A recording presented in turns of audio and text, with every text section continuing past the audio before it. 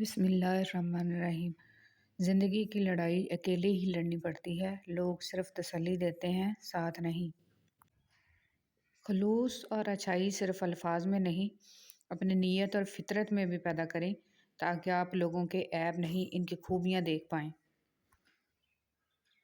جب دل اداس ہو اور وجہ بھی سمجھ نہ آ رہی ہو تو سورہ رحمان پڑھ لیا کرو، دل کو سکون آ جائے گا۔ لوگ اکثر نرم لہجوں سے کتنی سخت بات کر جاتے ہیں کہ ان کے لفظوں کی تپش بلانے میں ساری عمر لگ جاتی ہے۔ جب درد حد سے بڑھ جاتا ہے تو انسان روتا نہیں، خاموش ہو جاتا ہے۔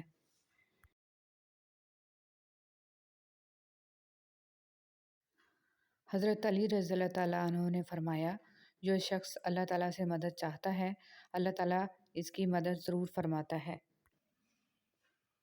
مسئلہ یہ نہیں ہے کہ حق بات کہنے والے علماء کرام ختم ہو گئے ہیں، مشکل یہ ہے کہ ہم صرف اپنی مرضی کا حق سننا چاہتے ہیں۔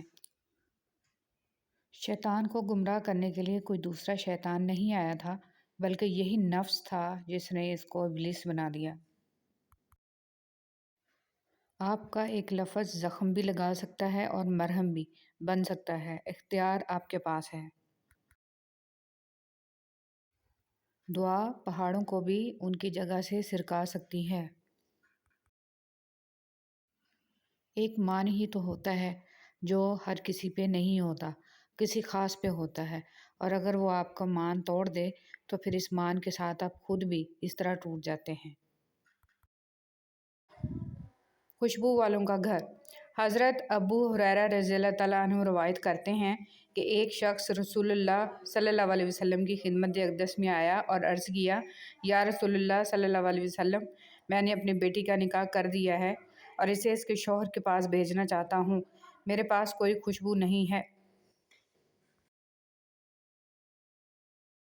کچھ عنایت فرمائیں۔ آپ صلی اللہ علیہ وسلم نے ارشاد کیا کہ میرے پاس موجود نہیں، کل صبح ایک چوڑے منہ والی شیشی اور کسی درخت کی لکڑی میرے پاس لے آنا۔ دوسرے روز وہ شخص شیشی اور لکڑی لے کر حاضر خدمت ہوا۔ آپ صلی اللہ علیہ وسلم نے اپنے دونوں بازوؤں سے اس میں اپنا پسینہ ڈالنا شروع کیا یہاں تک کہ وہ بھر گئی، پھر فرمایا، اسے لے جا، اپنی بیٹی سے کہہ دینا کہ اس لکڑی کو شیشی میں تر کر کے مل لیا کرے۔ پس جب وہ آپ صلی اللہ علیہ وسلم کے پسینہ مبارک